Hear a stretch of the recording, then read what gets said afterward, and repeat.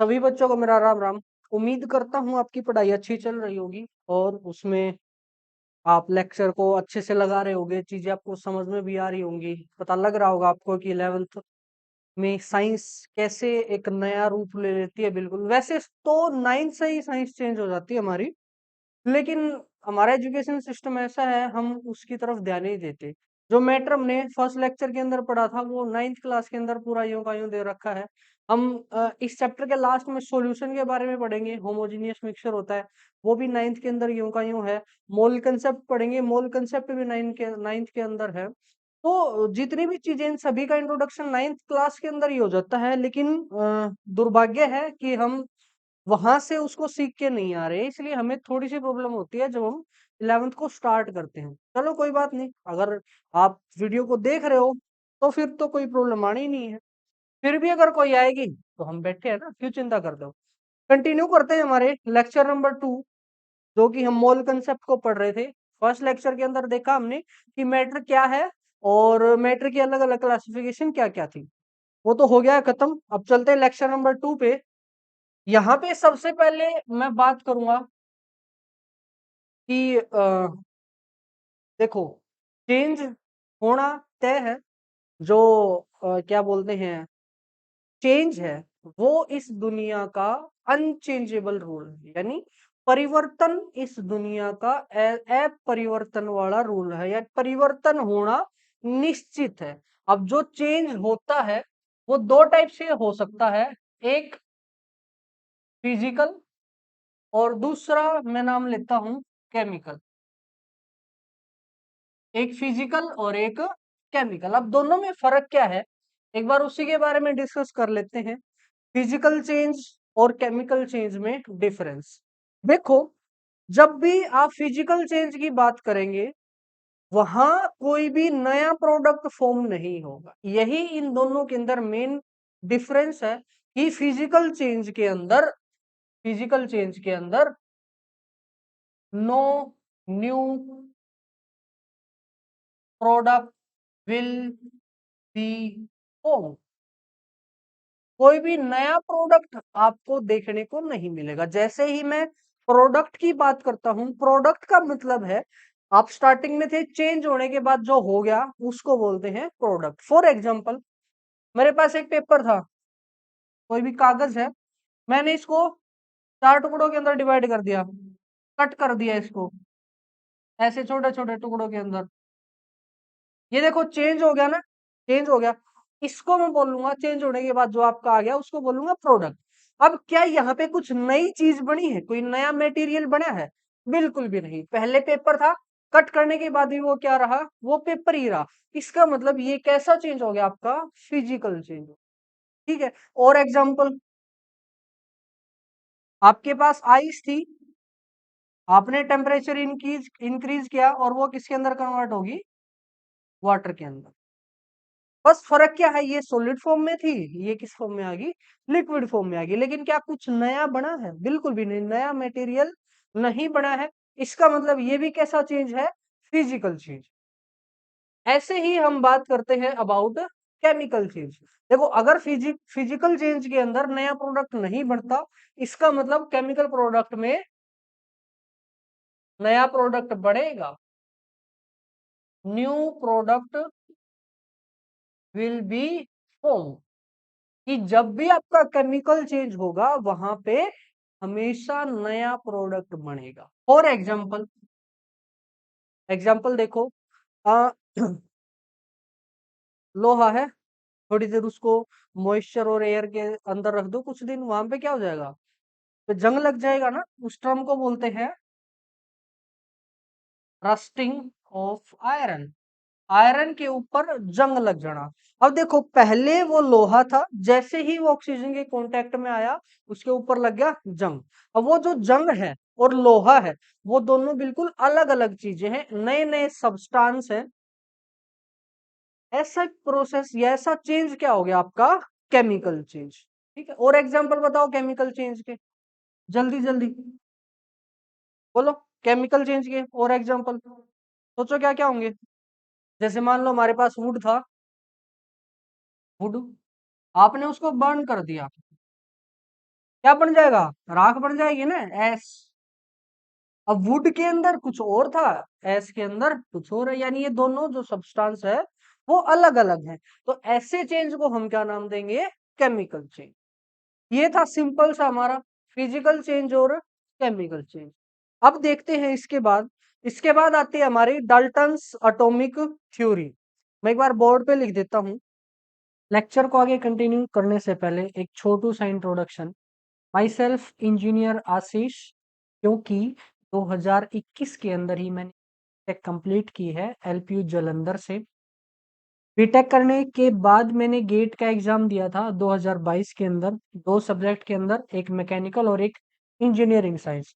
वो भी मैंने क्वालिफाई कर लिया था और उसके अंदर मेरी रैंक थी अराउंड 2300 के आसपास, all India rank AIR। BTech में एडमिशन लेने से पहले मैंने जेई मेंस दिया था 2017 के अंदर, वो भी मेरा क्वालिफाई हो गया था। उससे पहले समझते हैं एटम, मॉलिक्यूल और आयन। ये तीन वर्ड आपने सुने होंगे, हिंदी में बोलेंगे परमाणु, अणु और आयन। इन तीनों के मतलब क्या है, तीनों में डिफरेंस क्या है, कैसे अगर आपको कुछ दे दिया तो आप पहचानोगे कि एटम क्या कौन सा है, मॉलिक्यूल कौन सा है और आयन कौन सा है। चलो डिस्कस कर लेते हैं। सबसे पहले अगर मैं बात करूं एटम की, एटम क्या है, it is the smallest particle of anything, any element आप बोल लो, smallest particle of, smallest particle आप सिंपल बोल दो इसको। ये किसी भी चीज का सबसे छोटा पार्टिकल है। यानी मान लो ये मेरे पास एक मार्कर है, ठीक है, इस मार्कर को अगर, मार्कर के अगर मैं छोटे छोटे टुकड़े करते जाऊं और इतने छोटे टुकड़े कर दूं कि उससे ज्यादा छोटा टुकड़ा करना पॉसिबल ही ना हो, उस जो बच गया ना आपके पास, उसको हम बोलेंगे एटम। जितना छोटा टुकड़ा आप कर सकते हो उतना छोटा टुकड़ा कर दो तो आपको क्या मिल जाएगा, एटम। और इसके अंदर जितने टाइप के अलग अलग टुकड़े मिलेंगे आपको उनको बोलते हैं एलिमेंट्स, ठीक है। जैसे लोहा एक एलिमेंट हो गया, सोना चांदी ये सब एक एलिमेंट हो गया। आप पानी लेते हो, पानी के अंदर दो एलिमेंट है, एक हाइड्रोजन और एक ऑक्सीजन। यानी पानी के छोटे छोटे छोटे छोटे टुकड़े करोगे ना, लास्ट तक जब सबसे छोटे टुकड़े कर दोगे वहां पे आपको दो अलग अलग तरीके के पार्टिकल मिलेंगे, एक हाइड्रोजन और एक ऑक्सीजन, ठीक है। तो एटम समझ में आ गया, it is the smallest particle. Example जैसे हाइड्रोजन हो गया, ऑक्सीजन हो गया, Fe हो गया हमारा, Au हो गया सोना चांदी, ठीक है, कॉपर हो गया, ये सारे क्या है, ये हमारे एटम्स है, ठीक है। नेक्स्ट मोलेक्यूल की बात करते हैं। मोलेक्यूल की भी सिंपल सी डेफिनेशन है, it is the smallest particle, it is the smallest particle. तो सर इसमें और इसमें फर्क क्या है, देखो इसमें इसमें फर्क है कि इट मे और मे नॉट एग्जिस्ट फ्रीली। इसको समझते हैं इसके थ्रू, ये हो जाएगा it always always it always exist freely. यानी ये हमेशा फ्री मिलेगा, किसी और के साथ में नहीं, मतलब अ, किसी अलग फॉर्म में नहीं मिलेगा, ये हमेशा अकेला मिलेगा। लेकिन ये जरूरी नहीं आपको हमेशा फ्री मिले। जैसे जब भी मैं ऑक्सीजन की बात करूंगा ना, ऑक्सीजन हमेशा O2 की फॉर्म में आपको मिलेगी, ऑक्सीजन अकेला कभी नहीं मिलेगा। लेकिन अगर अकेला आपको मिल जाएगा उसको आप क्या नाम दोगे, एटम। अगर वो कंबाइन फॉर्म में मिलता है, और मिलेगा हमेशा ऑक्सीजन कंबाइन फॉर्म में ही मिलेगा, वो क्या हो जाएगा आपका मोलेक्यूल। तो इन दोनों में ये मेन डिफरेंस है, दोनों ही स्मॉलेस्ट पार्टिकल है, लेकिन ये एग्जिस्ट फ्रीली कर भी सकता है और नहीं भी कर सकता। जैसे हाइड्रोजन अगर आप कभी बोलोगे, हाइड्रोजन हमेशा आपको H2 की फॉर्म में मिलेगा, कभी भी अकेला हाइड्रोजन नहीं मिलेगा। जैसे Fe की बात करूं, Fe आपको अकेला मिल सकता है, बिल्कुल मिल सकता है Fe आपको अकेला। तो ये ऐसे हो गए जो फ्रीली एग्जिस्ट नहीं करते Fe, और ये सारे हैं आपके वो फ्रीली एग्जिस्ट कर सकते हैं। मोस्टली जितनी गैसेज हैं वो कभी भी फ्रीली एग्जिस्ट नहीं करती, ठीक है। अच्छा, तो जो फ्रीली एग्जिस्ट नहीं करते कम उनकी कंबाइन फॉर्म ही क्या हो जाएगी आपकी मोलिक्यूल। मोलिक्यूल्स में भी दो टाइप्स हैं, एक हो गया आपके मोलिक्यूल्स ऑफ एलिमेंट, ये हमारे ऑक्सीजन हाइड्रोजन ये एलिमेंट थे, इनके मोलिक्यूल क्या हो जाएंगे O2 और H2। और दूसरे हो गए मोलिक्यूल्स ऑफ कंपाउंड, जैसे H2 हो गया, CO2 हो गया। H2O का सबसे छोटा पार्टिकल क्या कहलाएगा आपका मोलिक्यूल, ठीक है। CO2 का भी सबसे छोटा पार्टिकल क्या कहलाएगा आपका मोलिक्यूल। और इसके अंदर कितने एटम हैं, इसके अंदर तीन एटम है, दो हाइड्रोजन के और एक ऑक्सीजन का। इसके अंदर कितने एटम है, अगर मैं पूछूं कितने टाइप के एटम है तो वो हो जाएगा आपका दो, एक कार्बन और एक ऑक्सीजन। अगर मैं आपसे पूछूं कितने एटम है एक एक मोलेक्यूल के अंदर, तो आपके दो ऑक्सीजन और एक कार्बन, टोटल तीन एटम। नेक्स्ट आ गया आपका आयन। आयन देखो क्या है, आयन तब बनता है जब भी किसी भी एटम या मोलेक्यूल के अंदर से हम या तो इलेक्ट्रॉन निकाल लें या उसको इलेक्ट्रॉन दे दें, ठीक है। ये इलेक्ट्रॉन कैसे निकालेंगे, उससे क्या फर्क पड़ेगा, कितने इलेक्ट्रॉन होते हैं, वो सब हम पढ़ेंगे अभी आने वाले टॉपिक में। स्पेशली जिक्र करेंगे इलेक्ट्रॉन प्रोटॉन न्यूट्रॉन का, अगर इस लेक्चर में नहीं करेंगे तो नेक्स्ट लेक्चर के स्टार्टिंग में जरूर करेंगे, ठीक है। तो आयन कब बनेगा, when electron are added or removed, added or removed from atom or molecule, from atom और molecule। जब भी किसी एटम से या मोलिक्यूल से आप या तो इलेक्ट्रॉन निकाल दो या इलेक्ट्रॉन उसको दे दो, तब आपका वो क्या बन जाएगा, आयन बन जाएगा, ठीक है। अब देखो इलेक्ट्रॉन के ऊपर कैसा चार्ज होता है, इलेक्ट्रॉन के ऊपर होता है नेगेटिव चार्ज। तो जब भी किसी को आप इलेक्ट्रॉन दोगे, मैं लिख देता हूं वहन, इलेक्ट्रॉन को मैं ई नेगेटिव, ये सिंबल हो गया, पूरा इलेक्ट्रॉन लिखने की जरूरत नहीं। When electron are added to atom और मोलिक्यूल, तो बताओ उसके ऊपर कैसा चार्ज आ जाएगा। आपके पास फिलहाल कोई चार्ज नहीं था, मैं इलेक्ट्रॉन आपको दे दूं, इलेक्ट्रॉन के ऊपर होता है नेगेटिव चार्ज, तो उसके ऊपर कैसा चार्ज आ जाएगा, यस उसके ऊपर आ जाएगा आपका negative charge. Then it possess negative charge, उसके ऊपर कैसा चार्ज आ जाएगा, नेगेटिव चार्ज का, एंड कॉल्ड अनायन। और क्या नाम देंगे हम उसको, अनायन। अगर किसी को आप इलेक्ट्रॉन दे दो, किसी को इलेक्ट्रॉन दे दो, तो उस इलेक्ट्रॉन की वजह से उसके ऊपर आ जाएगा नेगेटिव चार्ज, और उस पीसी को हम क्या बोलेंगे, अनायन। जैसे आपके पास ऑक्सीजन था, ऑक्सीजन था, उसको दो इलेक्ट्रॉन दे दिए, दो इलेक्ट्रॉन दे दिए, यानी उसके ऊपर चार्ज आ गया दो नेगेटिव, तो आपका ये क्या हो गया, आपका ऑक्सीजन का आयन हो गया, और उसका नाम क्या है, अनायन। क्लोरीन था, क्लोरीन को एक इलेक्ट्रॉन दे दिया, क्या बन गया, क्लोरीन का आयन।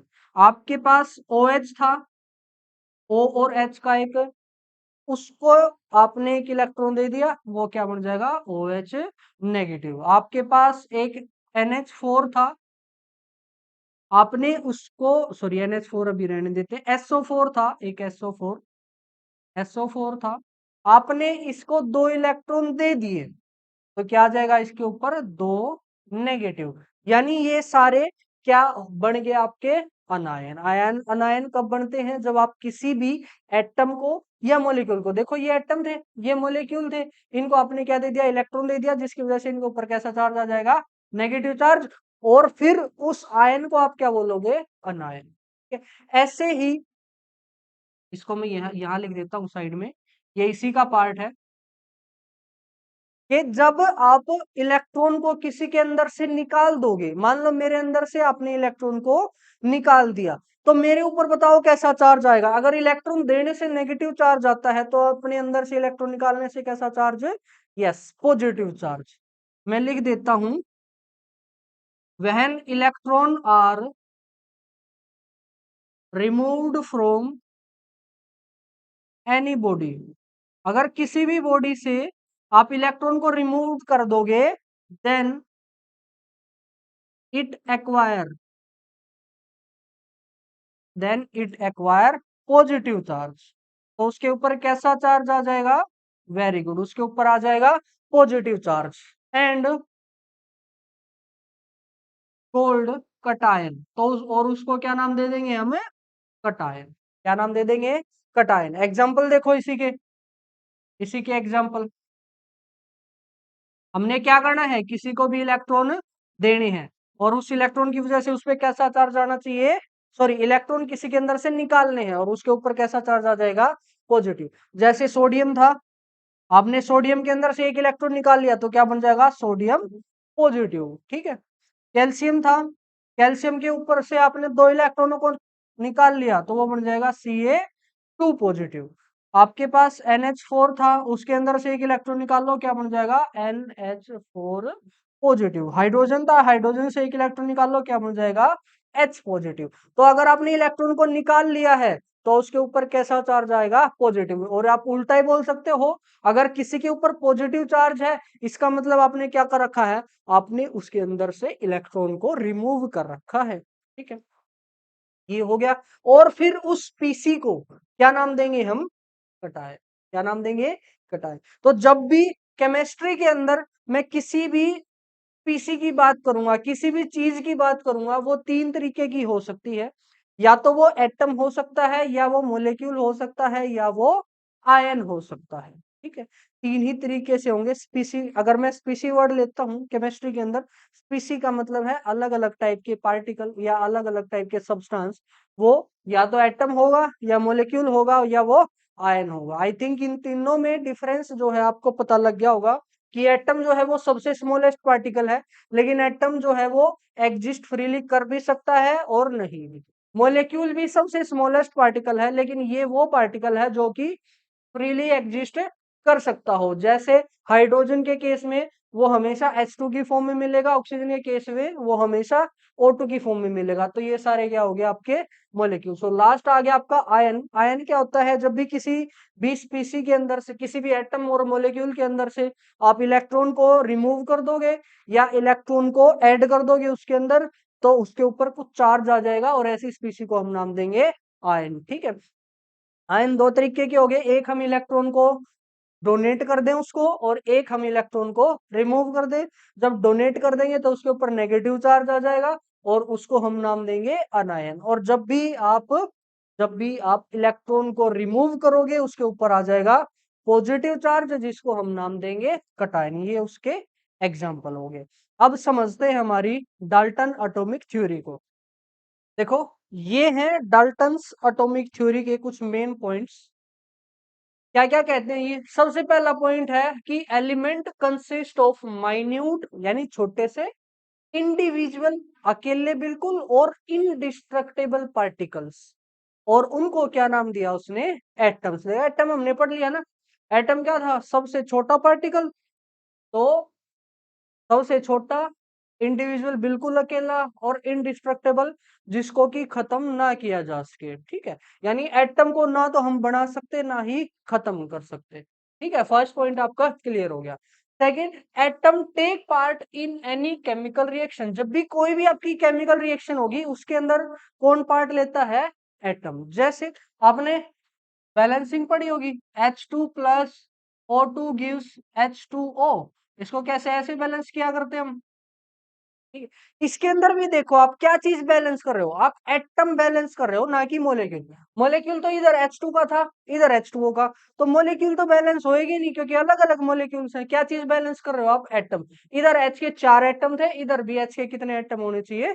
4 ही एटम होने चाहिए। ठीक है, तो इसका मतलब जब भी रिएक्शन होगी वहां पे कौन हमेशा हिस्सा लेगा? आपके एटम्स हिस्सा लेंगे। थर्ड पॉइंट आ गया कि atoms of same element are identical to each other. यानी आप आप एक एलिमेंट लो, आपने सोना ले लिया, ठीक है, अब सोने के आप अलग अलग एटम उठा के लेके आओ, एक एटम इस वाले सोनार से, एक उस वाले सोनार से, सभी के पास सोना होना चाहिए। तो जो सभी एटम आपको मिलेंगे ना, वो सभी एटम बिल्कुल एक जैसे मिलेंगे। अगर आपका एलिमेंट सेम है, एलिमेंट सेम है, तो आपके जो एटम है वो भी क्या होंगे, आइडेंटिकल होंगे, यानी उनका मास जो है वो सेम मिलेगा, उनका साइज जो है वो सेम मिलेगा, एक दूसरे के बिल्कुल बराबर। ठीक है, नेक्स्ट पॉइंट है atoms of different element are different, यानी अगर आपने एलिमेंट बदल दिया, एक साइड आपने सोना ले लिया, एक साइड आपने चांदी ले लिया, इन दोनों के एटम को जब आप कंपेयर करोगे ना, तो दोनों एटम बिल्कुल अलग अलग आएंगे, यानी वो आइडेंटिकल नहीं होंगे, वो बिल्कुल अलग अलग होंगे। लास्ट पॉइंट है कि compound are formed when atom of different element combine with each other in simple ratio, यानी जब दो एटम दो जब अलग अलग एलिमेंट्स के एटम आपस में कंबाइन होंगे, वहां से आपका क्या बनेगा, कंपाउंड बनेगा, और वो कंबाइन सिंपल रेशियो में होने चाहिए। जैसे ये H2O है, H2O, एक दो H के एटम और एक O का एटम, ये आपस में मिले कंबाइन हुए, तो यहां से इन्होंने क्या बना लिया, कंपाउंड। कंपाउंड किसे बोलेंगे, जिसके अंदर अलग अलग टाइप के एटम सिंपल रेशियो के अंदर कंबाइन हो रखे हो, जैसे H2O आपका हो गया, CO2 आपका हो गया, ठीक है, NH3 आपका हो गया, NaCl हो गया, ये सारे क्या हैं, कंपाउंड्स है। समझ गए, ये थे डाल्टन्स एटॉमिक थ्योरी के सिंपल सिंपल से आपके पॉइंट। अब चलते हैं हमारे नेक्स्ट टॉपिक की तरफ। उससे पहले बता दूं कि डाल्टन ने अपनी थ्योरी तो दे दी, लेकिन बाद में इसके अंदर हमने कुछ मॉडिफिकेशन करनी पड़ी, वो हम सेकंड चैप्टर के स्टार्टिंग में पढ़ेंगे। फिर भी मैं बता दूं वो क्या है, कि इसने बोला था कि एटम, पहली बात तो जो एटम इसने बताया सबसे छोटा, आजकल कुछ और छोटी इससे भी छोटे पार्टिकल की खोज हो गई है। एटम के भी कुछ न कुछ पार्ट है, सब एटॉमिक पार्टिकल जिनको हम बोलेंगे, इलेक्ट्रॉन, प्रोटॉन और न्यूट्रॉन। ठीक है, फर्स्ट पॉइंट तो ये हो गया। सेकंड, एलिमेंट ऑफ सेम, इसने बोला कि अगर सेम एलिमेंट आप लो हो तो उसके एटम सेम होंगे, लेकिन बाद में खोज हुई कि कोई भी एलिमेंट ना आइसोटोप्स की फॉर्म में एग्जिस्ट कर सकता है। आइसोटोप्स, आइसोटोप्स वो होते हैं जब आपका एलिमेंट सेम और लेकिन उसके एटम अलग अलग आ जाए, जैसे C12 C14, ये हो गए आपके आइसोटोप्स, यानी कार्बन ही है, एक के अंदर कार्बन का मास 12 है, एक के अंदर कार्बन का मास 14 है एटम का, तो देखो एटम अलग अलग हो गया, एलिमेंट हालांकि सेम है। और इसने बताई कि element of atoms of different element are different, बाद में भी इसको भी हमने चेंज कर दिया, उसको बोलेंगे हम आइसोबार्स। आइसोबार्स, आइसोबार क्या है, जब आपके दो एलिमेंट के एटम एक जैसे हो जाए, या उनका जो मास है वो सेम आ जाए, जैसे आप देखोगे आर्गन, आर्गन का नंबर है 18 और इसका मास है 40, ऐसे ही कैल्शियम का मास है 20, सॉरी नंबर है 20 और मास है 40, तो इन दोनों का जो मास है वो सेम आ गया, एलिमेंट अलग अलग है। ठीक है, तो यहां से डाल्टन एटॉमिक थ्योरी के अंदर हमने कुछ छोटे छोटे से चेंज कर दिए। वैसे तो इसको डिटेल में हम नेक्स्ट यूनिट के स्टार्टिंग में पढ़ेंगे, क्योंकि जो सेकंड यूनिट है वो बेस्ड इसी पे है थोड़ी थोड़ी। नेक्स्ट है हमारा एटॉमिक एंड मोलिकुलर मास, एक आपका एटॉमिक मास और एक मोलिकुलर मास, 10th क्लास में भी देखा होगा। इससे पहले देखो आपको क्या करना है, 1 से लेकर 20 तक के जितने भी एलिमेंट है उनका एटॉमिक नंबर और मास नंबर अभी के लिए याद कर लेना है। याद क्या बोलो, रट ही लेना है अगर आपको याद नहीं है तो। पीरियोडिक टेबल आप सर्च करो या किसी भी बुक में मिल जाएगी, गूगल पे भी सर्च करो, आपको मिल जाएगी पीरियोडिक टेबल, वहां से 1 से लेकर 20 तक का। और पॉइंटों में याद नहीं करना है, जैसे हाइड्रोजन का atomic number 1 mass number 1, helium का एटॉमिक नंबर 1 मास नंबर 4, ऐसे पॉइंटों में नहीं याद करना है। क्लोरीन का वो बोलेंगे 35.5, उसका याद कर लेना बस पॉइंट में, बाकी सब का ऐसे नंबर में। ठीक है, अच्छा, उसके बाद देखते हैं एटॉमिक और मोलेकुलर मास। ये एटॉमिक मास क्या है, मोलेकुलर मास क्या है, उसी के अंदर हमने देखा, मैंने बोला है कि अभी याद कर लो, लेकिन याद करने से पहले समझ लेते हैं कि वो एक्चुअल में है क्या। जब ये इन एटम्स की खोज हुई तो बात करने लगे कि चलो इनका मास है उसको भी मेजर कर लेते हैं। उसमें प्रॉब्लम क्या आई, पहली बात तो वो एटम इतने छोटे थे कि हम उनको देख भी नहीं सकते, माइक्रोस्कोप से भी नहीं देख सकते, इतने छोटे हैं वो। अब खुद सोचो, अगर किसी चीज का टुकड़े करते जाओ, सबसे छोटा टुकड़ा कितना होगा, इतना छोटा होगा कि आप उसको माइक्रोस्कोप से भी नहीं देख सकते। अब बात आई उसके वेट करने की, अब वो तो और बड़ी प्रॉब्लम होगी ये एंशियंट टाइम की बात है, यानी पुराने जमाने की बात है। उस टाइम ना तो हमारे पास इतनी डिजिटल मशीनें थी, ये सब नहीं था, तो उसके मास को मेजर करना वो पॉसिबल बिल्कुल भी नहीं था। तो क्या करा उन्होंने, मास को मेजर करने के लिए उन्होंने देखा, ये देख लिया कि सबसे हल्का एलिमेंट कौन है। ये उन्होंने कैसे भी करके पता लगा लिया, और सबसे हल्का एलिमेंट जो आया, लाइटेस्ट एलिमेंट, वो आया आपका हाइड्रोजन। ठीक है, सबसे हल्का जो एलिमेंट आया आपका वो कौन आया, हाइड्रोजन। तो इन्होंने बोला कि अगर हम किसी भी एलिमेंट के मास को मेजर करना चाहेंगे, तो हम हाइड्रोजन के रिस्पेक्ट में उसको मेजर कर लेंगे। यानी तराजू लिया आपने, एक साइड पे रख दिया कोई भी एलिमेंट, और एक साइड पे क्या रखोगे आप, हाइड्रोजन। आप देखोगे कि बाकी एलिमेंट जो है, देखो बाकी जो एलिमेंट है वो हाइड्रोजन से ज्यादा ही होंगे, क्योंकि सबसे हल्का कौन है, हाइड्रोजन है। अब ज्यादा होंगे, कितने गुना ज्यादा होंगे, वही हो जाएगा आपका एटॉमिक मास। हाइड्रोजन को आपने क्या मान लिया, इसको आपने मान लिया स्टैंडर्ड। स्टैंडर्ड यानी जितने भी मास आप अब मेजर करोगे वो किसके रिस्पेक्ट में करोगे, हाइड्रोजन के। यानी जैसे हम बाट रखते हैं तराजू में, एक साइड केजी रखते हैं ना, ऐसे ही अब हम एक साइड में क्या रखेंगे, हाइड्रोजन। और हाइड्रोजन के मास को कंसीडर कर लिया, considered mass of hydrogen is 1। Hydrogen के मास को आपने क्या कंसीडर कर लिया, 1 कंसीडर कर लिया।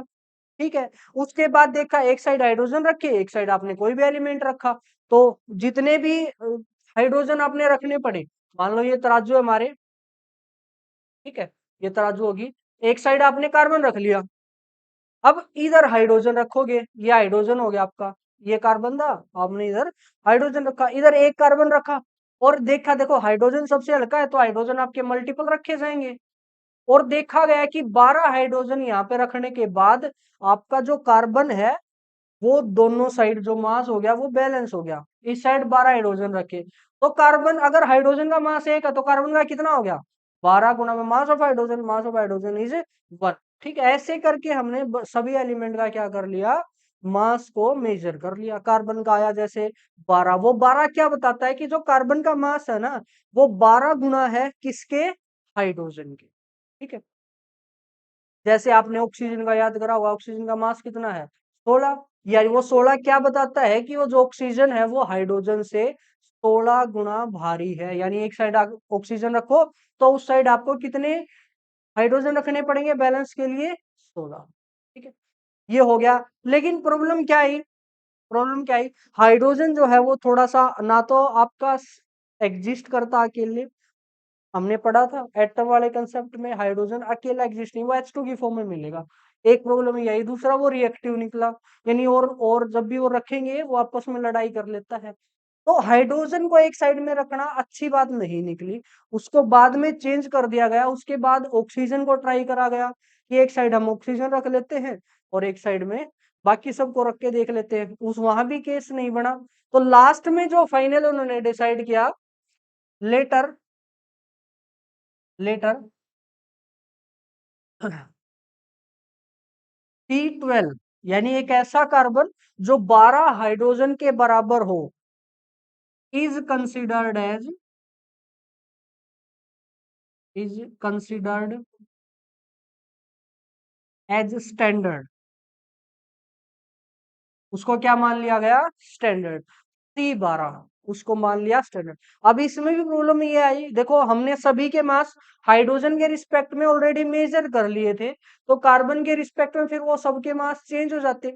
तो इन्होंने क्या करा, इन्होंने देखा कि देखो हाइड्रोजन को एक ही रहने दो, हाइड्रोजन के मास को एक ही रहने दो। अब जो तराजू के साइड में आप रखोगे ना, वहां पे हाइड्रोजन रखने में प्रॉब्लम हो रही थी। प्रॉब्लम ये थी कि साइड में आप हाइड्रोजन रख रहे थे, और उस साइड में आप जब ज्यादा हाइड्रोजन रखोगे तो वो क्या कर रहे थे, आपस में लड़ाई कर रहे थे, वो रिएक्टिव थे। तो यहाँ हमने उसको बदल दिया, क्या करा हमने, एक कार्बन 12 लिया, ठीक है, कार्बन 12 लिया और उसके हाइड्रोजन के बराबर टुकड़े कर दिए। ये आपके पास छोटा सा तरबूज है, ये आपके पास बड़ा तरबूज है। क्या करा इन्होंने, इस तरबूज के इस जैसे टुकड़े कर दिए। तो बताओ तरबूज के कितने टुकड़े करने पड़े आपको? 12 टुकड़े तरबूज के करने पड़े। और जो तरबूज का 12वां हिस्सा था ना, वो किसके बराबर निकला? इसके बराबर। यानी कार्बन का 12वां हिस्सा किसके बराबर है? हाइड्रोजन के बराबर है। तो आपने हाइड्रोजन की जगह क्या मान लिया? अब हाइड्रोजन की जगह हमने मान लिया C12 का 12वां हिस्सा। तो अब जो आपका एक हो गया, वो क्या हो गया? C12 का 12वां हिस्सा। ठीक है, C12, ये 12 क्या है? क्योंकि कार्बन जो है अलग अलग फॉर्म में एग्जिस्ट कर सकता है, हमने डाल्टन एटॉमिक थ्योरी में देखा था। उसका जो वेरिएस जो 12 वाला पार्ट है ना, उसको हमने लेना है, उस वाले कार्बन को लेना है जिसका मास 12 हो। अगर उसके 12 हिस्से कर दूं, एक हिस्सा किसके बराबर आएगा आपका? एक हाइड्रोजन के बराबर आएगा। ठीक है, तो अब आपका जो एटॉमिक मास है वो किसके बराबर आया? एटॉमिक मास हमने देखा कि C12 के 12वें हिस्से कितने हम रखें कि उसके बराबर हो जाए, वो क्या हो जाएगा आपका? एटॉमिक मास। ठीक है, यानी यानी यानी अगर मैं लिखता हूं मास ऑफ ऑक्सीजन, मैं ऐसे लिखता हूं मास ऑफ ऑक्सीजन। मास भी कौन सा? Atomic mass. मैंने लिखा एटॉमिक मास ऑफ ऑक्सीजन। वैसे हमें पता है वो कितना है? एटॉमिक मास ऑफ ऑक्सीजन कितना है? जल्दी जल्दी बताओ, याद कर लेनी है अगर याद नहीं है तो। वो है आपका 16। यानी ये 16 क्या है? ऑक्सीजन अगर एक साइड रखोगे तो इस साइड आपको C/12 कितने रखने पड़ेंगे? 16। यानी C/12 कार्बन के 12वें हिस्से आपने कितने रखने पड़ेंगे? 16। 16 गुणा में मास ऑफ C/12 एटम। 16 गुणा में मास ऑफ C/12 एटम। आपने लिखा एटॉमिक मास ऑफ सोडियम।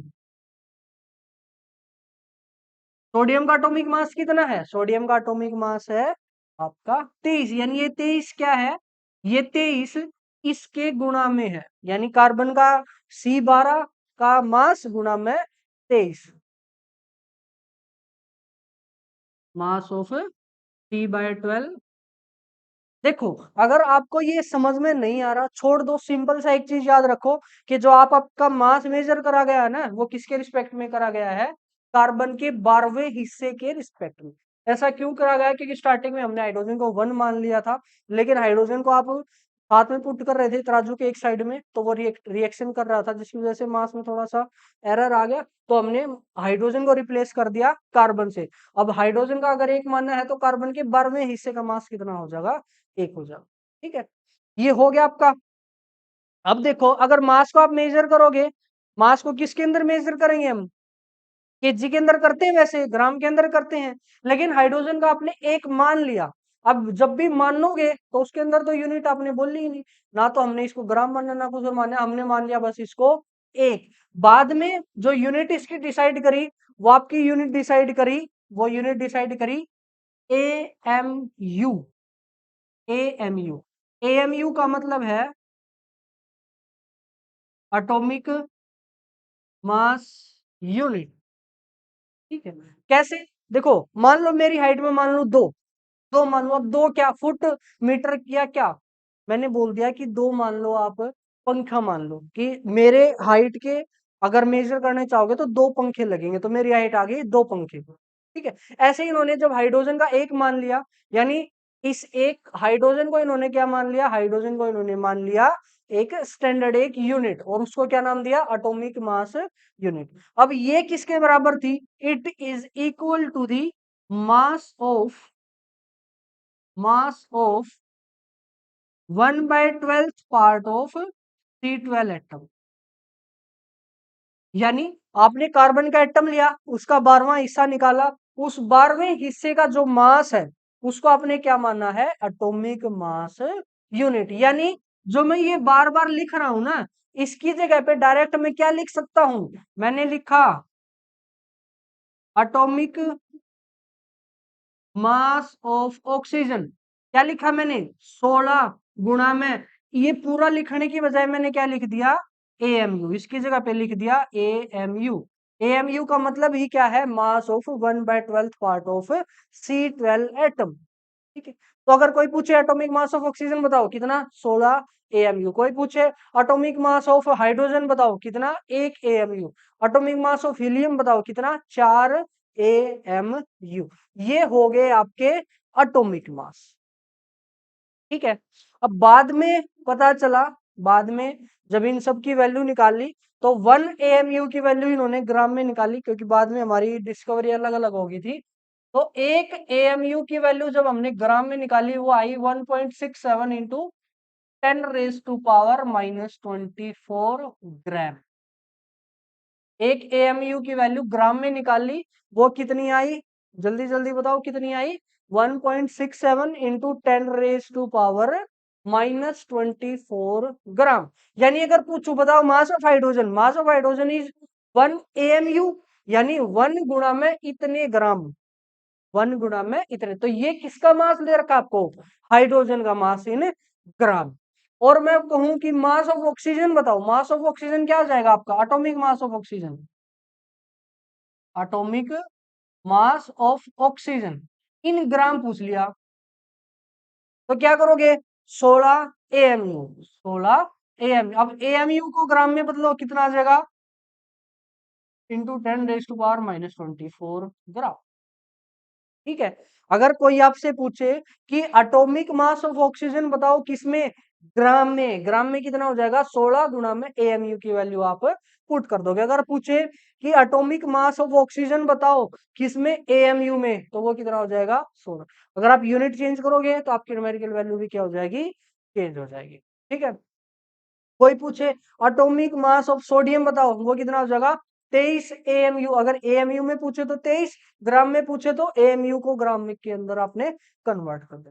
देखो आई थिंक कंफ्यूज हो गए थोड़े, मैं एक बार सिंपलीफाई कर देता हूँ। स्टार्टिंग में जब हमने मास को मेजर करना चाहा तो डायरेक्टली हम ग्राम में मेजर नहीं कर पा रहे थे उस टाइम, तो हमने क्या करा, सबसे लाइटेस्ट एलिमेंट ढूंढा, वो था आपका हाइड्रोजन। हाइड्रोजन को आपने मान लिया स्टैंडर्ड, और बोल दिया कि हाइड्रोजन का अब से मास कितना है, एक। अब सबके जो मास मेजर करे जाएंगे वो किसके रिस्पेक्ट में मेजर करे जाएंगे, हाइड्रोजन के रिस्पेक्ट। लेकिन बाद में क्या प्रॉब्लम हुई कि हाइड्रोजन थोड़ा सा रिएक्टिव निकला, यानी तराजू की एक साइड में जब हाइड्रोजन रख रहे थे ना तो आपस में कंबाइन हो रहे थे, दूसरा हाइड्रोजन कभी भी अकेला नहीं मिलता, यानी वो H2 की फॉर्म में मिलेगा, अकेला ऐसे नहीं मिलेगा। तो ये प्रॉब्लम आई, तो उस हाइड्रोजन को बाद में रिप्लेस कर दिया कार्बन से।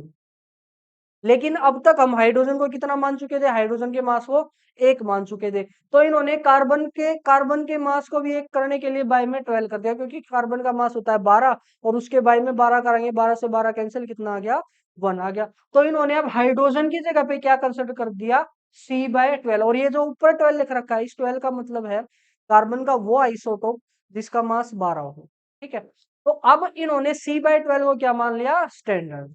यानी पहले जो ऑक्सीजन का मास आपने निकाला था एटॉमिक मास, वो कितना आया था, 16 गुना में मास ऑफ C/12 एटम। यानी C/12 एटम का जितना मास है, कार्बन के 12वें हिस्से का जितना मास है, उसके गुना में 16 कर देंगे तो उसका आ जाएगा एटॉमिक मास किसका, ऑक्सीजन का। ऐसे ही जब सोडियम का निकाला तो आपको 23 C/12 एटम रखने पड़े। ठीक है, ये हो गए। फिर अब बार बार इसको लिख रहे थे, तो इससे अच्छा हम इसको एक यूनिट बना दे। इसको यूनिट बना दिया, वो यूनिट क्या बनाए, एएमयू। एएमयू इसको यूनिट बना दिया और उसको नाम दिया गया एएमयू। चलो ये तो हो गया कि मास ऑफ कार्बन के 1/12वें हिस्से का जो मास है उसको हमने नाम दे दिया एएमयू। चलो ये बात होगी। फिर बाद में जब हमारे पास डिवाइस आए टेक्नोलॉजी वाले, तो हमने एएमयू को ग्राम के अंदर कैलकुलेट कर लिया, और वो वैल्यू कितनी आई, 1 AMU is equal to 1.67 into 10⁻⁻24 gram. ये एग्जैक्ट वैल्यू आ गई आपकी ग्राम में। जैसे हम मान लो कोई तरबूज बेच रहा है या कोई कुछ और बेच रहा है, उसके पास केजी वाले बाट नहीं है, तो वो क्या करेगा, वो ईंट के टुकड़े ले लेगा। ठीक है, और उसके हिसाब से बेचना स्टार्ट कर देगा, अपनी अपने हिसाब से कि चलो अगर एक ईंट के बराबर है तो मैं उसको 50 रुपए में मेजर करूंगा, 2 ईंट के बराबर है तो 100 रुपए में आपको उसको बेच दूंगा। बाद में फिर जब उसके पास तराजू आई तो उसने देखा जो वो एक ईंट थी ना, उसका वजन 3 केजी था, यानी वो 3 केजी को कितने में बेच रहा था, 50 में बेच रहा था। तो वही हमने करा, स्टार्टिंग में अपनी मर्जी से कुछ ले लिया, बाद में उसको जब हमारे पास मशीनें आई तो हमने एएमयू को मेजर कर लिया, वो कितना आया, 1.67 इंटू 10⁻⁻24 ग्राम। यहाँ से भी डायरेक्ट क्वेश्चन आता है, एक एएमयू की वैल्यू आपसे पूछ लेगा, या पूछ लेगा कि हाइड्रोजन के अकेले एटम का मास बताओ, वो कितना आ जाएगा। हाइड्रोजन का मास होता है 1 एएमयू, तो 1 गुणा में एएमयू की वैल्यू ग्राम में आपसे पूछ लेगा। या जैसे एटॉमिक मास ऑफ ऑक्सीजन में लिखता हूँ, वो किसके बराबर 16 एएमयू के बराबर है, क्योंकि इसको हमने रिप्लेस कर दिया था एएमयू से। मास ऑफ ऑक्सीजन कितना आ गया 16 एएमयू। एएमयू को अगर ग्राम में बदलोगे तो एएमयू की जगह ग्राम वाली वैल्यू पुट कर दो, आपका आ जाएगा मास ऑफ ऑक्सीजन। ठीक है, mass of 1 atom of oxygen. ठीक है, ये था आपका एटॉमिक मास। इसके जैसा ही बिल्कुल है मोलिकुलर मास, बस उसके अंदर क्या करोगे, अलग मॉलिक्यूल के अंदर जो अलग अलग एटम है उन सभी के मास को आप जोड़ दोगे तो आपके पास आ जाएगा मोलिकुलर मास। चलो देखते हैं, देखते हैं। मोलिकुलर मास के अंदर क्या करो, आप जितने भी अलग अलग एटम है उन सभी के एटम का जो मास है उसको जोड़ दो। जैसे मैंने बोला कि find the molecular mass of, molecular mass of H2O, मैंने बोल दिया मोलिकुलर मास ऑफ H2O। अब जब भी आप H2O सोचोगे, H2O के अंदर देखो क्या क्या है। H2O के अंदर दो तो हाइड्रोजन के एटम है और एक ऑक्सीजन का एटम है। तो यहाँ पे H2O का मतलब है दो हाइड्रोजन एटम प्लस में एक ऑक्सीजन एटम। ठीक है, तो जब भी मास निकालोगे मोलिकुलर तो वो किसके बराबर हो जाएगा, इन सभी को जोड़ दो। आप कितना, 2 गुणा में हाइड्रोजन एटम का मास कितना 1 एएमयू प्लस में 1 गुणा में ऑक्सीजन का मास कितना 16 एएमयू। तो जोड़ दो इनको, 2 एकम 2 प्लस में 16 यानी आपका आ गया 18 एएमयू। अब ये 18 एएमयू क्या है, आपका मोलिकुलर मास ऑफ H2O। मान लो ऐसे ही आपने निकालना है CO2 का। अब CO2 का मतलब है एक कार्बन एटम प्लस में 2 ऑक्सीजन एटम। यही है ना, इसके अंदर एक कार्बन है और 2 क्या है, ऑक्सीजन एटम है। जोड़ो, एक कार्बन, कार्बन के एटम का मास कितना 12 एएमयू प्लस में 2 गुणा में ऑक्सीजन का मास 16 एएमयू, कितना आ जाएगा 12 प्लस 16 दूनी 32, 44 एएमयू। ठीक है, आपने लिया HNO3, HNO3, बताओ इसका कितना आ जाएगा HNO3 का, जल्दी जल्दी। इसके अंदर क्या क्या है, एक HNO3 आप लोगे तो उसके अंदर एक हाइड्रोजन का एटम, एक नाइट्रोजन का और 3 ऑक्सीजन के। निकाल लो इसका मोलिकुलर मास, हाइड्रोजन का 1 एएमयू प्लस में नाइट्रोजन का 14 एएमयू प्लस में 3 ऑक्सीजन है आपकी तो 3 में नहीं लिखा, गुणा में एक ऑक्सीजन का मास है 16 एएमयू। तो आपका आ जाएगा ये 63 एएमयू। और देखते हैं, और जैसे हमारे पास हो गया MgHCO3 ऑल ट्वाइस। बताओ इसके अंदर क्या क्या है, देखो इसके अंदर एक है आपका Mg प्लस में हाइड्रोजन कितने हैं, इस पूरे के गुणा में 2 है, ये यहाँ पे 2 ब्रैकेट बना के 2 लिखा, यानी पूरे के गुणा में है 2। आपके पास है 2 हाइड्रोजन 2 कार्बन और ऑक्सीजन। देखो इसी के अंदर 3 ऑक्सीजन थे और पूरे गुणा 2 बार, यानी आपके पास है 6 ऑक्सीजन। बताओ इसका मास क्या आएगा, एक Mg का मास 24, 2 गुणा में हाइड्रोजन का मास 1, 2 गुणा में कार्बन का मास 12 प्लस में 6 गुणा ऑक्सीजन का मास 16। तो 24 प्लस 2 प्लस 24 प्लस 16 छिका 96। देख लेना कहीं पे कैलकुलेशन अगर थोड़ी सी इधर उधर हो जाए तो। 24 24 48 50 और 96 हो गया आपके 146। और यूनिट क्या आ जाएगी इसकी एएमयू। अगर यही आपसे पूछ ले कि बताओ बेटा इसको ग्राम में कैसे निकालेंगे, तो आपने क्या करना है, सिंपल एएमयू को किसके साथ रिप्लेस कर देना है, एएमयू की वैल्यू के साथ। जैसे यहाँ पे ग्राम में मैं निकालना चाहूंगा वो कितनी आ जाएगी 18 इंटू एएमयू की value 1.67 into 10 raise to power -24 gram. आगे ना सिंपल, इसकी क्या आ जाएगी 44 गुणा में 1.67 इंटू 10 रेज टू पावर -24। तो ऐसे आपसे ग्राम में भी मास पूछ सकता है और एएमयू में भी मास पूछ सकता है, मोलिकुलर मास। तो आई थिंक आपको मोलिकुलर मास का कंसेप्ट समझ में आ गया होगा कि मोलिकुलर मास क्या है। बस अलग अलग एटम को आपने क्या कर देना है, अलग अलग एटम को आपने जोड़ देना। ठीक है, अब देखो कुछ महानुभाव सोचेंगे कि सर है तो ये मोलेक्यूल, H2O क्या है, एक मोलेक्यूल है ना, लेकिन इसके मास को हम मेजर कर रहे हैं एएमयू में, और एएमयू की फुल फॉर्म है एटॉमिक मास यूनिट, यानी मास हम निकाल रहे हैं एटॉमिक मास, और यहाँ पे मोलेक्यूलर मास पूछा है, तो ऐसे कैसे? तो भाई देखो ये बस एक यूनिट है। अगर आपको फिर भी प्रॉब्लम हो रही है तो बाद में इसी को देखते हुए इन्होंने एएमयू को चेंज कर दिया यू में।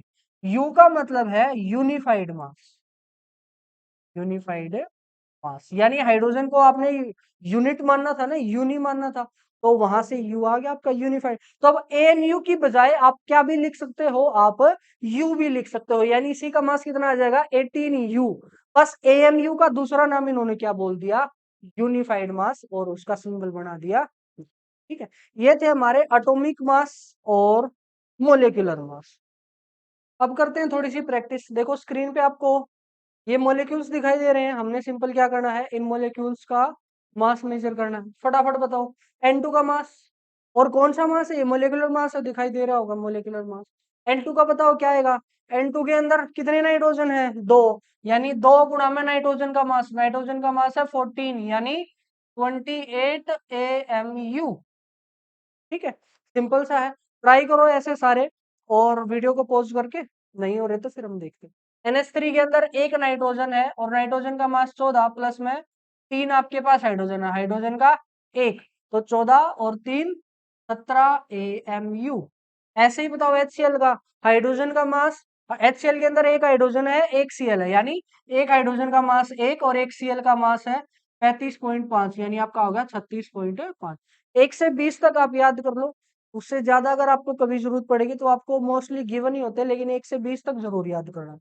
H2SO4 में बताओ, H2SO4 में क्या है, दो आपके पास हाइड्रोजन है, एक एस है और चार ऑक्सीजन है, यानी दो गुणा में हाइड्रोजन का मास एक, प्लस में एस, अकेले एस का मास 32, और चार ऑक्सीजन है, यानी चार गुणा में ऑक्सीजन का मास 16। आप निकालोगे आंसर आ जाएगा 98। Next CaO। अब देखो ये Ca है और ये O है। Ca का मास, Ca इज 40, और ऑक्सीजन इज 16, यानी 66 नहीं 56 आपका 56। Next CaOH whole twice, Ca का मास 40, प्लस में, और क्या इसमें ऑक्सीजन है, ऑक्सीजन कितने हैं, दो हैं, ऑक्सीजन है दो, यानी दो गुणा में ऑक्सीजन का मास 16, प्लस में हाइड्रोजन कितने हैं, दो, यानी दो गुणा में हाइड्रोजन का मास एक, कितना आ गया 40, प्लस 16 दूनी 32, और दो 34, 40 और 34 74, आपका आंसर आ गया। ऐसे ही बताओ CaCO3 का कितना आ जाएगा, Ca का 40, प्लस में कार्बन का 12, प्लस में ऑक्सीजन कितनी है 3, यानी 3 गुणा में 16, आइए आपका आंसर आ जाएगा 100। C6H12O6 के अंदर बताओ कार्बन कितने हैं 6, 6 गुणा में 12, प्लस में हाइड्रोजन कितने हैं 12 गुणा में 1, प्लस में 6 है ऑक्सीजन, और ऑक्सीजन का 16, ये आपका आंसर आ जाएगा 180। देखो मेरी प्रैक्टिस इतनी हो गई है कि ये सब मेरे को याद हो गए हैं, जब भी क्वेश्चन में ये आते हैं तो ऑटोमेटिक दिमाग में आ जाएगा कि ये ग्लूकोज है, इसका मास होता है 182।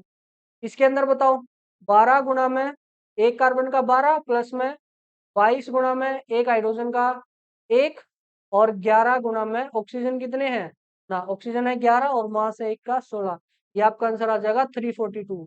ये होता है हमारा चीनी, सुक्रोज, चीनी का फॉर्मूला है ये ग्लूकोज का फॉर्मूला है।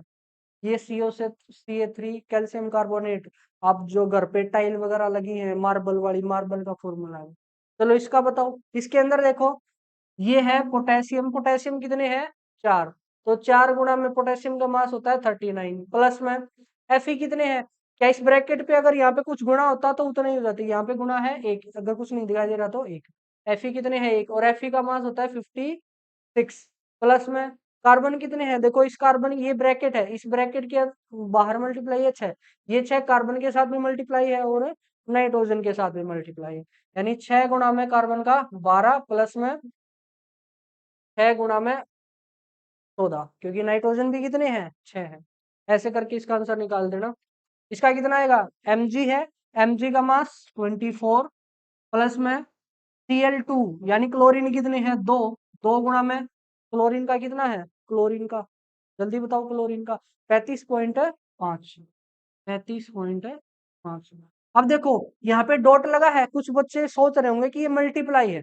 कभी भी जब भी आप एटॉमिक नंबर को ऐड करोगे, दो एलिमेंट के, दो अलग अलग एलिमेंट के या एटम के अगर आपने एटॉमिक मास को ऐड करना है तो हमेशा उनके बीच में प्लस साइन आना चाहिए। स्टार्टिंग में बच्चे यहीं पे गलती करते हैं कि वो मल्टीप्लाई कर देते हैं। मल्टीप्लाई आपने कभी भी नहीं करना, कभी भी नहीं। मल्टीप्लाई सिर्फ आपका होगा सेम टाइप के एलिमेंट के अंदर। जैसे यहाँ पे ओ थे, ओ कितने थे, 4, तो सिर्फ 4 मल्टीप्लाई होगा। अब हाइड्रोजन, सल्फर और ऑक्सीजन तीन टाइप के एलिमेंट है, इन तीनों का जब आप मैथ करोगे तो वो वहां पे आंसर आएगा आपका एडिशन का। कभी भी मल्टीप्लाई मत करना ऐसे, ठीक है। तो यहाँ भी वैसे आपको ये डॉट दिखाई दे रहा है, इस डॉट का मतलब सिंपल है, ये इसके साथ अटैच है, इस डॉट का मतलब मल्टीप्लाई नहीं है। तो अब एच बताओ कितने इसके अंदर, देखो ये 2 लिखा यानी 2 हाइड्रोजन और उसके मल्टीप्लाई में 6 भी है, तो टोटल हो गया आपके 12, और एक हाइड्रोजन का 1 प्लस में ऑक्सीजन कितने हैं, एक यहाँ पे और उसके मल्टीप्लाई 6, यानी 6 गुना में, जो भी है आप आंसर कैलकुलेट करना, वैसे आंसर आएगा इसका 368 और 203, इसका आंसर आएगा 368 और इसका आंसर आएगा 203, ठीक है। ये आपने कैलकुलेट करने हैं। इसके बाद आपकी डीपीपी होगी, वहां से भी आपने क्वेश्चन करने हैं, ठीक है। आई थिंक मोलिकुलर मास जो है कंसेप्ट वो आपका क्लियर हो गया। लास्ट टॉपिक है आपका मोलर मास। देखो एटॉमिक मास हमने देख लिया, मोलिकुलर मास हमने देख लिया, अब वर्ड है मोलर मास। देखो जो आपकी यूनिट है मोल कंसेप्ट, वहीं से ये आया है मोल। अब एक डजन, एक दर्जन मतलब, एक दर्जन मतलब 12, 12 केले ना ना, 12 कुछ भी। एक दर्जन पेन मतलब 12 पेन, एक दर्जन बुक्स मतलब 12 बुक्स, ठीक है। एक सेंचुरी, एक सेंचुरी मतलब 100, 100 साल ना ना 100, एक सेंचुरी मतलब 100। मार्कर बोल दिया तो कितने, 100 मार्कर, एक सेंचुरी मार्कर मतलब 100 मार्कर। ऐसे ही आपका होता है मोल, मोल गिनने की, ये भी क्या है, गिनने की यूनिट है मोल। जैसे गिनने के लिए डजन का यूज करते हैं, सेंचुरी का यूज करते हैं, ऐसे ही हम किसका यूज करते हैं, मोल का। और मोल हम बेसिकली वहां यूज करते हैं जहां पे वैल्यू बहुत ज्यादा हो, बहुत ज्यादा, इतनी ज्यादा कि आप सोच भी नहीं सकते, अभी देखेंगे। एक मोल का मतलब होता है 6.022 इंटू 10⁻²⁰। अगर इतनी आपके पास वैल्यू है तो वो किसके बराबर हो जाएगी, एक मोल के बराबर हो जाएगी। यानी इस 6 के पीछे कितनी जीरो, 23 जीरो लगा दूंगा मैं, तो वो आपकी वैल्यू कितनी हो जाएगी, 1 मोल, ठीक है। एक मोल का मतलब आप समझ गए। और देखो इसी को जिस साइंटिस्ट ने नाम दिया था वो साइंटिस्ट था एवोगैड्रो, उसने इस नंबर को अपने नाम से दे दिया एवोगैड्रोस नंबर, एवोगैड्रोस नंबर, इसको नाम दे दिया उसने एवोगैड्रोस, AVA है आई थिंक, ए नहीं AVO, ठीक है, एवोगैड्रोस नंबर। और इसका सिंबल है Na, एन का मतलब नंबर, ए मतलब एवोगैड्रो। अगर कहीं पे भी मैं Na लिख दूं, Na का मतलब होता है 1 मोल, और 1 मोल कितना, 6.022 इंटू 10⁻²⁰, ठीक है। कहीं भी Na लिखा मिल जाए, एवोगैड्रोस नंबर लिखा मिल जाए, मोल लिखा मिल जाए, उसका मास, उसका मतलब है इतने जने। एक मोल रुपीस बोल दो तो कितने रुपए है, इतने रुपए। अब सोचो ये एक्चुअल में ये वैल्यू कितनी बड़ी है, 6 के पीछे 23 जीरो लगाते हैं, ये भी है साथ में लेकिन इनको मैंने हटा दिया।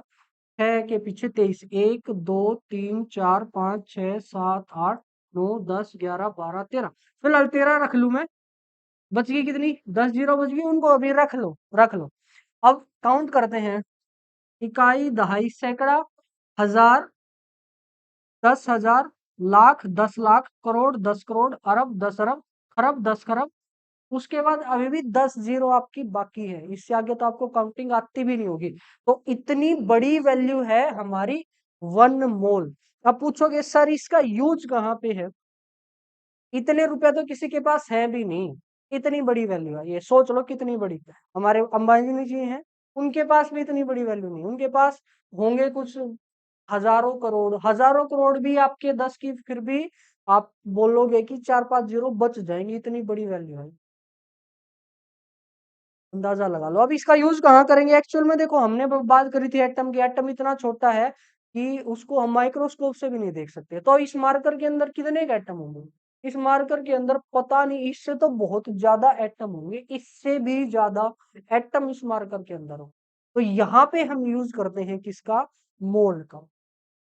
ठीक है, चलो वो तो बात होगी। अब देखो मैंने बोल दिया, आपने ले लिया 1 मोल मार्कर ले लिया। 1 मोल मार्कर का मतलब, 1 मोल मार्कर, बताओ 1 मोल मार्कर का मतलब कितना है? इतने 6.022 इंटू 10⁻⁻23 मार्कर। सिंपल। अगर मैं यहाँ पे 5 ले लूं या 2 ले लूं, तो 2 मोल का मतलब है इसकी गुणा में 2 मार्कर। ठीक है, मोल का सिंपली मतलब ये है। अब बात आ गई आपकी molar mass. Molar mass, molar mass क्या है? Mass of 1 mole. Molar mass is equal to mass of 1 mole. वो क्या हो जाएगा आपका? Molar mass. जैसे मैं बोल दूं कि molar mass of this marker, तो क्या करना है? आप 1 मोल ऐसे ऐसे मार्कर लो और उनका मास निकाल दो, तो वो क्या हो जाएगा आपका? मोलर मास। ठीक है, आपने बोल दिया मोलर मास ऑफ फोन बोल दिया, तो आप 1 मोल फोन लो, उसका मास निकाल दो उनका सभी का टोटल, और उस मास को क्या बोलोगे? Molar mass of phone. तो आप पूछोगे सर क्या मोलर मास ऑफ फोन निकालने के लिए हमें 1 मोल फोन लेने पड़ेंगे? अब इतने मोल तो, इतने फोन तो पूरी दुनिया में अवेलेबल नहीं है, तो फिर कैसे मेजर करेंगे? अरे एक का मेजर कर लो, उसकी गुणा इसके साथ कर दो, वो क्या हो जाएगा आपका? Molar mass of 1 phone. ऐसे ही आपने मार्कर ले, एक ही मार्कर की जरूरत है, एक मार्कर का मास मेजर कर लो, अगर उसका मोलर मास ये, तो इस नंबर के साथ क्या कर दो? मल्टीप्लाई कर दो, वो आपका क्या आ जाएगा? मोलर मास उसका। अब देखो, इस मोलर मास का यूज करते हैं हम एलिमेंट या मॉलिक्यूल्स का मास निकालने के लिए। तो जैसे मैंने बोल दिया, अब देखो पूरी यूनिट में इस मोल का ही जिक्र है, तो इस मोल की वैल्यू को आप याद कर लो और इसको अच्छे से समझ लो। समझने में तो क्या है, जैसे दर्जन होता है ना, दर्जन का मतलब 12, मोल का मतलब एन। अब बोल दिया मैंने कि ऑक्सीजन को हम लेके चल रहे थे, उसी को सीखते हैं। मैंने बोल दिया कि मोलर मास ऑफ ऑक्सीजन बताओ कितना आएगा? Molar mass of oxygen, molar mass of oxygen का मतलब है 6.022। मोलर का मतलब 6.022 गुणा 10⁻23 गुणा में मास ऑफ 1 ऑक्सीजन। कितना आ जाएगा? मास ऑफ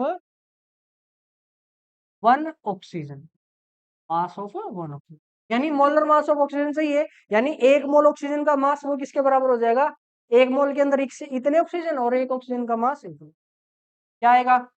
6.022 गुणा 10⁻23 गुणा में मास ऑफ ऑक्सीजन कितना? 16 AMU। 16 AMU, और यही मास में ग्राम में पूछ लूं तो वो किसके बराबर आ जाएगा? 6.022 गुणा 10⁻23 गुणा में 16 गुणा में AMU की वैल्यू बताओ। AMU की वैल्यू ग्राम में अभी बताई थी, 1.67 इंटू 10⁻⁻24, और ये किस में आ जाएगा आपका? ग्राम में। ठीक है, ऐसे ही मैं बोल दूं कि बताओ मोलर मास ऑफ सोडियम बताओ। मोलर मास ऑफ सोडियम, तो मास ऑफ सोडियम इज कितना? 23 AMU। AMU मतलब 1.67 इंटू 10⁻⁻24, और मोलर का मतलब 1 मोल का, 1 मोल मतलब 6.022 इंटू 10⁻⁻23। यहाँ प्लस है, यहाँ माइनस है, ध्यान रखना। ठीक है, अगर मैं बोल दूं molar mass of H2O, H2O का मोलर मास बताओ, मतलब मास ऑफ 1H2O गुणा में 1 मोल।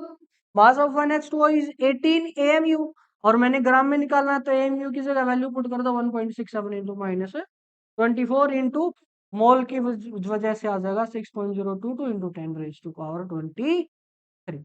ठीक है, ये हो जाएंगे आपके मोलर मास। अब एक चीज आप नोट कर पा रहे होगे, वो क्या है कि देखो ये वैल्यू और ये वैल्यू, ये वैल्यू, ये वैल्यू, ये वैल्यू और ये वैल्यू सभी के अंदर कॉमन है। तो क्यों ना मैं इसको पहले ही कैलकुलेट करके रख लूं, ताकि अगर कोई भी क्वेश्चन आए तो वहां पे मैं उसको डायरेक्टली पुट कर दूं। तो करो एक बार इन दोनों की गुणा, इन दोनों की गुणा अगर आप करोगे कॉपी में, तो एक बहुत ही शॉकिंग रिजल्ट आपको देखने को मिलेगा। वो कितना आएगा देखो, हमने करना है 1.67 इंटू 10⁻⁻24 को 6.022 से गुणा में 10⁻23। अगर इन दोनों को सोल्व करोगे तो आपका आंसर आएगा लगभग 9.99, लगभग। गुना करके देख लेना लगभग इतना आएगा। और 10 की पावर यहाँ -24 है, यहाँ 23, बेस से में पावर जोड़ दो, 10 की पावर -1। अगर डेसिमल को इधर ले जाओगे तो 0.99, यानी लगभग आपकी वैल्यू कितनी आ गई, 1। क्या बात, इन दोनों की गुणा लगभग कितनी आएगी, 1। यानी ये इतना सब लिखने की बजाय मैं डायरेक्ट क्या लिख सकता हूं, 1। यानी मैंने लिख दिया 16 और इसको 1, 16 गुणा में 1, 16, 16 ग्राम। ये किसके बराबर आ जाएगा, जल्दी, 23 ग्राम। ये किसके बराबर, 18 ग्राम। देखो कितना इजी हमारे कंसेप्ट हो, हमने बस इन दोनों को गुणा करके रख लिया। अब अगर आपसे मैं पूछूं what is the molar mass of nitrogen, आपका आंसर क्या होगा, sir molar mass of nitrogen is 14 ग्राम। अगर मैं पूछूं what is the molecular mass of nitrogen, तो आपका आंसर होगा 14। लेकिन अब की बार आंसर आ जाएगा आपका AMU। ठीक है, तो जो मास है उसके अलग अलग फॉर्म हमने देख ली। फटाफट मैं रिवाइज कर देता हूं। मोलर मास का मतलब क्या हो गया, मास ऑफ 1 मोल, मास ऑफ 1 मोल। यहां से एक इंपॉर्टेंट रिजल्ट आपको आ गया, वो भी आपने ध्यान रखना है। वो रिजल्ट क्या है कि अगर आप एक एएमयू को गुणा करते हो Na के साथ, एवोगैड्रो नंबर के साथ, एएमयू को गुणा करोगे Na के साथ, तो आपका आंसर कितना आ जाएगा, सिंपल सा रिजल्ट आपको मिल गया। आपने गुणा करके भी देख ली, एएमयू की वैल्यू 1.67 इंटू 10⁻⁻24 और Na की वैल्यू 6.022 इंटू 10⁻23। और ये 1 भी एक्चुअली 1 ग्राम आएगी, 1 ग्राम। अच्छा, अब जैसे मैंने H2O ले लिया, H2O के लिए मैं क्या क्या निकाल सकता हूं, H2O के लिए मैं निकाल सकता हूं इसका मोलेक्युलर मास। थोड़ी देर पहले निकालना सीखा था ना, मोलेक्युलर मास। और H2O के लिए ही मैं निकाल सकता हूं मोलर मास। तो बताओ दोनों की वैल्यू कितनी आएगी, H2O का मोलिकुलर मास निकालो कितना, एक H, 2H है, यानी 2 प्लस में ऑक्सीजन है 16, 18। और यूनिट क्या है इसकी, AMU। और इसी का मोलर मास निकालोगे तो बस 18 क्या आ जाएगा आपका, ग्राम। यानी ये नंबर तो क्या रहेगा, ये तो सेम रहेगा, बस यूनिट का फर्क पड़ जाएगा। मोलेकुलर मास की बात करता हूं, यानी मास ऑफ 1H2O, एक H2O का मास आपका क्या हो जाएगा, मोलेकुलर मास। और मोलर मास क्या होता है, मास ऑफ 1 मोल H2O। अगर 1 मोल H2O ले लोगे तो उसका हो जाएगा मोलर मास।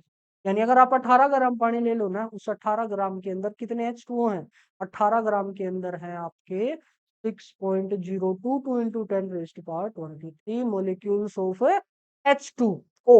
ठीक है, NH3 है, NH3 के लिए मैं दो वैल्यू लिख सकता हूँ। वो दो वैल्यू क्या क्या है, एक मैं लिख सकता हूँ 17 ग्राम और एक मैं लिख सकता हूँ 17 AMU। चलो एक मैंने लिख ली सिंपल 17।